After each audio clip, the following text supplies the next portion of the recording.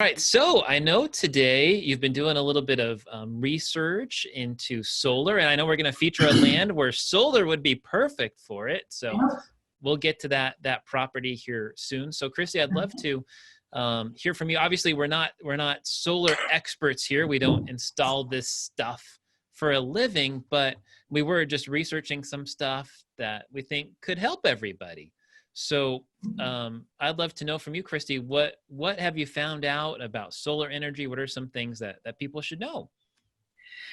So I didn't know much about solar energy at all, but it's pretty interesting because as long as you're not going to be a huge power consumer, it's actually a really good option for a lot of different places. I mean, if you're going to have some palatial palace somewhere and try to be off grid, it won't work. There's not going to be enough power for it, and power storage can be an issue. But if you're looking to just downsize and do a tiny house or a weekend house, where you just need very limited power, it's such a good option on some of these properties because you can go for a week and then it turns into, instead of camping, you're just glamping really, because you can still hook up a fridge, you can hook up a fan, you can hook up some things and not have to truly rough it. So for me, that's what I would envision a lot of the solar being. I don't know that it's very realistic for a family of 5 to go live, off grid with solar. You'd have to be pretty power conscious, which I'm not. So I don't think I could do it, but people I'm sure can. Some of the stuff I was looking at was saying per person, you use approximately 850 kilowatt hours per year of power. So that's about 4 panels. So if it was a 1 person or 2 person, you could get away with 4 to 8 panels on a house, and you can run quite a few things. You can run a refrigerator 24/7. Of course, that needs to stay on. You could run an air conditioner several hours a day, a fan, a coffee maker, just very basic appliances. And you could run that every day. So it is an option for people that would want to, live somewhere full time. But I think it's a perfect option for people that want weekend and vacation places, but they don't want to rough it all the way. Yeah, for sure. Well, especially a lot of the properties we have are great, mostly on the west of the Mississippi, where there's lots of sunshine. Here's some facts that I found, and we'll link this article in the show notes. But I think these are interesting things to think about. So solar energy is, of course, the most abundant energy resource on Earth, right? It's more abundant than nuclear power, more abundant than anything you could think of, coal. There is 173,000 terawatts, of solar energy that strikes the Earth continuously. They say that's more than 10,000 times the whole world's total energy use. Wow. Isn't that crazy? Like, just to harness. I was just going to say, to only harness that, then that's what we have to figure out. Like 1/10,000th. That's all we need right now. Yeah. Of that. It says this next fact: the first silicon solar cell was built by Bell Laboratories in 1954. And so it's been around for a while now, but obviously not 100 years yet. The next fact: the space industry was an early adopter of solar tech. In the 1950s, again, the 1950s, the space industry began to use solar technology to provide power aboard spacecraft. The Vanguard 1 was the first artificial Earth satellite powered by solar, and it's still out there today, the oldest man-made satellite in orbit, logging more than 6 billion miles. Wow. It says today's demand for solar is at an all-time high. Amount of solar power installed in the U.S. has increased more than 23 times in 8 years. 23 times in 8 years. From 1.2 gigawatts in 2008 to an estimated 27.4 gigawatts at the end of 2015. So you can imagine, if it's gone that way in 7 years, probably the last 4, it's just multiplied more. I have no idea. Yeah. What is that today? So that's enough energy, it says, to power the equivalent of 54 million average American homes, according to some solar association. They say the U.S. is currently the 3rd largest solar market in the world, positioned to be the 2nd. So let's talk about the storage a little bit. Did you happen to read anything about storage and kind of some of the hurdles that happens with storage, Christy? Because it's generating all that power, right? But it may not all get used. What happens with that. Yeah, a lot of it ends up getting wasted, or you can have batteries that will store it, but they don't store a lot of it. The batteries just won't hold the amount of power that you can actually produce. So getting the power isn't an issue, especially in a lot of these sunny places. But the long-term storage of it can be an issue. So if you're in a place where maybe it's sunny for a few days in a row, but maybe it's then cloudy for several days in a row, you'll struggle at the end of that few days because the power storage is not going to last you.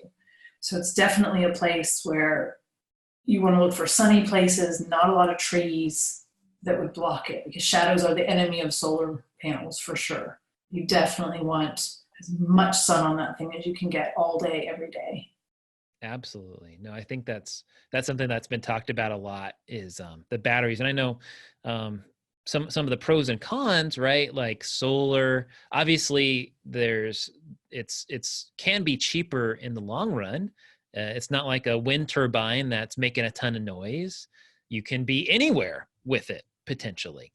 So I think there's a lot of pros to it. What do you think about kind of cons to it? What are some things about solar that outside of the battery that you just talked about, which is a huge one?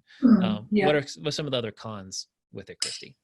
Well, it can be expensive, for sure. If you're looking to try to get a system that will do a full, a normal size house, say 1,500 square feet, 2,000 square feet, you're going to pay about $20,000 for a system that can run a house. Yeah. You can do them cheaper. I did a little bit looking at the tiny homes. I know it becomes so popular and people love them. So a tiny home would take about 5 panels to run, and that would cost about $6,000. So definitely better, but that's still expensive. I mean, $6,000 is a big outlay to put out. So you basically think of it like you're prepaying for your power.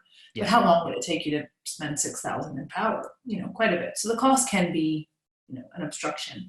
It's also really weather dependent. So I know I mentioned that earlier. You have to be in a sunny place.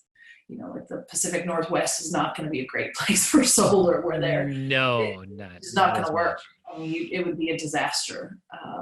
So that's huge, where if you maybe go into a desert area or something, you're going to have a way easier time. Even Colorado, places that it tends to be sunny for a lot of the year. Yes.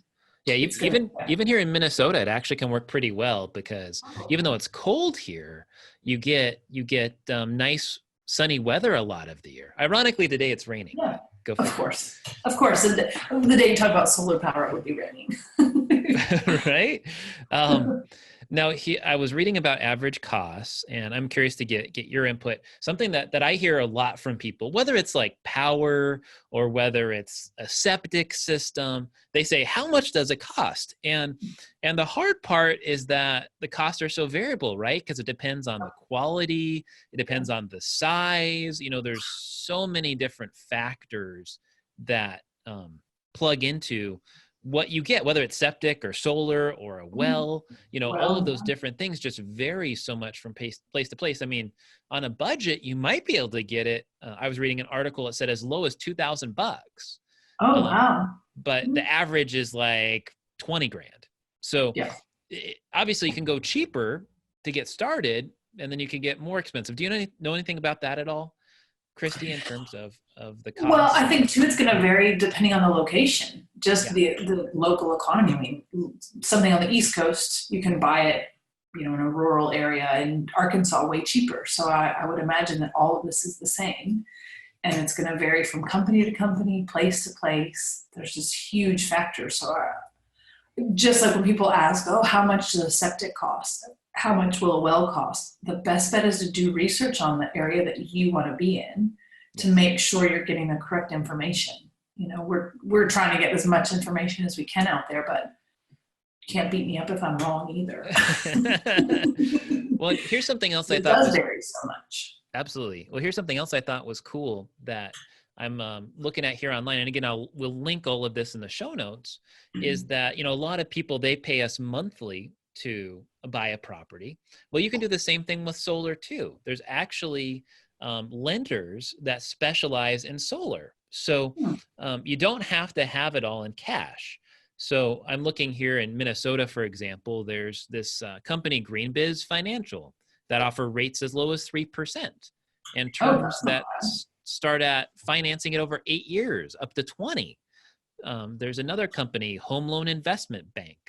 They also do fixed rates, do loan terms from 3 to 20 years. So you could really finance these things over a long time because they're going to last a really long time. So definitely don't feel like you have to have all the cash for it. Obviously, you have to qualify for the financing for it, but just know that there are resources out there that if you do have to spend 15 grand, you don't have to come up with all of that in cash if you don't have it. So, and they are low maintenance too. So like you said, once you get them in, they last a long time and there isn't a lot of maintenance. They just kind of chug along and do their thing. yeah. So Yeah, absolutely. And it's definitely think about, right, like California, there can be a lot of problems with the power grid. Not power grids aren't always all they're cracked up to be. I know about 2 weeks ago, there was a total turned off the whole grid in like Northern California for 180,000 people or something. It's because they were concerned about fires starting again with some winds that were coming through. I think it was the Santa Ana winds. And so when you have solar, well, you don't have to worry about the power company turning off the power on you in something like that. Yeah. So I think there's a lot of attractiveness. Obviously, there's some cons to it.